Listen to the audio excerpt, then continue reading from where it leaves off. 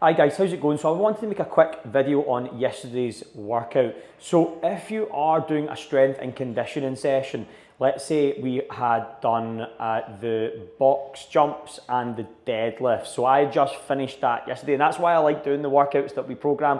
I follow the same cycle myself.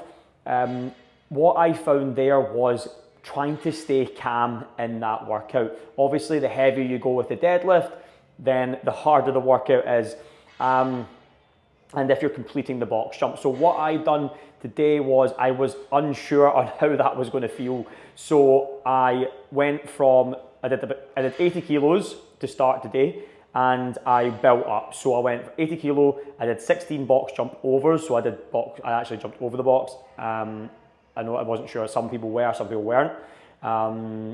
But I was 16 of those, and then the next set I did again 10 deadlifts, and then I'd done 14 box jump overs, and then I'd done 10 deadlifts, 12, and then I'd done 10 deadlifts, 12, and then I'd done 10 deadlifts, 16 on the last set, because it's 5 sets, right?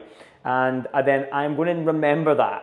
Okay, so the key is here, I'm going to remember that, and then from there, I'm going to then next week, I'll do, say 10, obviously I'll keep the deadlifts as they are, but then I'll go into 16 box jumps, then 14, and then I'll do 14, and then try to stick to maybe 14, and then 16 maybe on the last one. Or I will try to do 16 every set, but at least I know how it felt and what what I can then do to improve from there. But I don't just go in there aimlessly, and I really think and I'm conscious of what I'm doing, rather than some people will come in and they will not really know, they won't concentrate. And listen, I understand you've got other things on your mind, but it is quite helpful to try and keep track of just basic stuff like that, just to remember.